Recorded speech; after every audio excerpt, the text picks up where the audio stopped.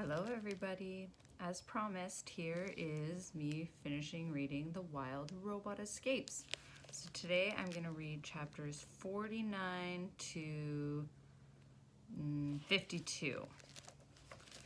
Chapter 49, The Goodbyes. That evening was full of sad goodbyes. The first goodbye was between the flock and their young leader. The other geese wanted to help Roz and Brightbill get home, but the journey would be dangerous and Brightbill refused to put his flock at risk.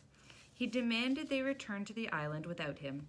The geese could feel their instincts urging them onward, and they knew Roz and Brightbill would look after each other, so they said their goodbyes and took off into the night sky. The next goodbye was between the robot and the cows. Roz marched into the pasture one last time as the herd gathered around. "I guess this is it," said the robot. "Thank you for all being so kind to me."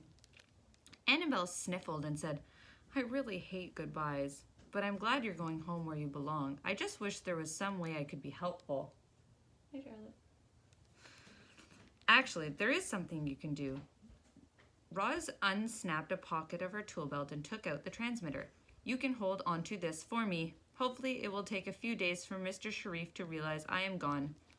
Annabelle smiled as the robot gently tucked the small device under her collar. Lily, the other calves, suddenly swarmed around Roz and nuzzled her legs. They all had tears in their eyes.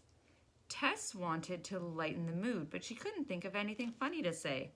The other cows called out to their friend, "We'll miss you, Roz. Get home safely. Don't forget about us."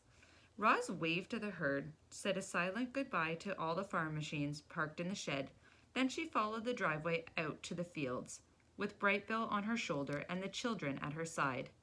The last goodbye was the hardest of all. Everyone was quiet as they walked through the silvery moonlight, past rows and rows of sprouting crops, and out to the farthest corner of the farthest field. Roz turned and faced Jaya and Jade, and looked past them back to the distant lights of the farm building. "I have prepared the farm for my departure," said Roz. "It will take care of itself for a while, but not forever." "We can manage things, at least until we get another robot," said Jade. "This place won't be the same without you, but we'll be okay." "What will you tell your father?" said Roz. That's for us to worry about," said Jaya. "You just worry about getting home."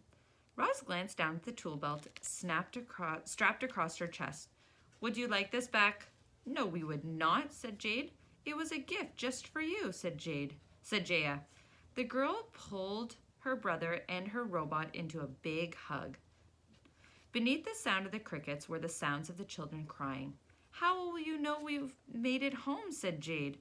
"We need to know how your story ends," said Jaya. The robot muttered some animal words to her son and then said to the children, "If a goose ever visits this farm and presents you with a feather, you will know that I am home." The children smiled through their tears and waited for their friends to leave. But the robot didn't move. More than anything, Roz wanted to go home. And yet, she was conflicted. She cared about this family and the farm, and now she was abandoning them. The robot lurched forward and backward again and again as her computer brain struggled with all of these thoughts and feelings. Finally, the children gave her the gentle push she needed. "Roz, we order you to run away." And the robot did as she was told. Here's a picture.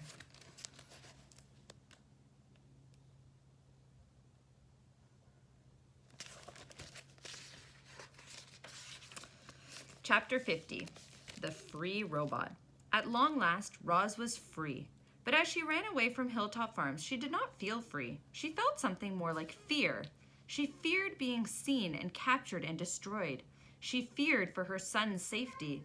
So Roz camouflaged herself. She avoided the fields and kept to the trees with Brightbill as her guide. She carefully crept north through farm country. The wild robot's long journey home had begun. Chapter 51, The Airship. There's a picture here. Another airship is coming. Do you think they're coming for Roz? The sun was up and our friends were on the move. They were traveling quickly and quietly along a narrow strip of forest that cut between vast crop fields. If not for that nagging fear of being spotted, it would have been a very pleasant hike. Wind whispered through the leaves, insects hummed and chirped, farm machines rumbled in the distance. And then there came a new sound, a buzzing sound. Our friends hid in the underbrush as an airship rose up from the horizon ahead of them. It was a sleek white triangle flying low and fast. Roz adjusted her vision and saw familiar robots gazing out the front window. Rico 1, Rico 2, and Rico 3 had been destroyed back on the island. Perhaps these robots were Ricos 4, 5, and 6? They were flying towards Hilltop Farm, said Brightbill. We need to keep moving, said Roz. The airship disappeared to the south, and the travelers continued north at a faster pace. They hurried through more strips of forest, passing squirrels and birds and groundhogs and other friendly creatures. But the robot and the goose had no time to chat. Later that day, the trees came to an abrupt end. Roz and Brightbill stood at the forest edge and faced an ocean of wheat. The wheat was still young and green. It gently waved in the wind and spread out as far as they could see. What should we do? Asked Brightbill. We need to keep moving, said Roz, staring across the plains. But I am not safe in the open. There must be more trees out there somewhere. I'll take a look, said Brightbill. And the goose launched himself skyward. Up, up, up he went, high into the air, until he finally stopped and floated just a tiny winged shape against the blue. And then he dove back to his mother. There are trees in that direction, said Brightbill, pointing. It's far, about 30 minutes at top speed. Then we better get started, said Roz. Our friends burst out from the underbrush. The robot sprinted through fields, the goose flying by her side. Roz had to concentrate to keep from slipping in the soft, muddy soil. But she stomped on, and far ahead, another line of trees slowly climbed into view. Brightbill suddenly swooped up and out of sight as his mother kept running. Then he lowered back down beside her and squawked, "The airship is returning!" Behind them, a tiny white triangle rose up from the horizon. It was growing larger and louder by the second. If Roz was seen, her newfound freedom and her life would be over. She couldn't take any chances. "Go on without me," hollered the robot, and she dropped to the ground. Brightbill hoped his mother knew what she was doing, and he flew on without her. Once he reached the trees, he perched himself on a branch and looked back. His mother had vanished. The airship, however, seemed to fill the sky. Its shadow flitted across the ground where Roz had just been, but the ship didn't see her, and it detected no electronic signal, so it kept going, racing above the trees and over the next field. Its engine noise gradually faded, and it disappeared out to the north. "You can come out, Ma," squawked Brightbill from his branch. A column of wheat stood up in the field. The robot had rushed her camouflage, and it crumbled off her body when she started to march.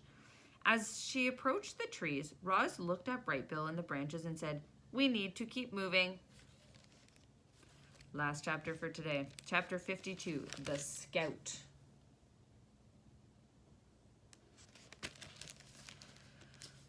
Would the airship return? Were the Ricos hunting for Roz? Was it only a matter of time before she was caught? It was impossible to know, so our friends tried not to worry about those troubling questions, and they continued sneaking through farm country from one wooded area to the next. Roz wore a disguise of mud and weeds and bark. At the first hint of trouble, she would freeze and instantly became a rotten old tree trunk. Then she'd wait for Brightbill to tell her that it was safe to move on. If there were humans or robots nearby, she might have to wait for hours. Back on the island, Brightbill had practiced flying like hawks and owls and sparrows and vultures. He couldn't fly exactly like those birds, of course, but he was an expert at diving and swooping and darting and soaring. Now he used those skills to secretly scout out the countryside for his mother. He'd fly up from her shoulder and return short time later to share his findings. "We're coming to another farmhouse. Let's avoid it by cutting across the field. Beyond these trees is a highway. Stay here and I'll tell you when it's safe to cross. Straight ahead is a small town, but I can lead you around it." Brightbill's advice was always good, and Roz always followed it, and together the travelers safely made their way through farm country.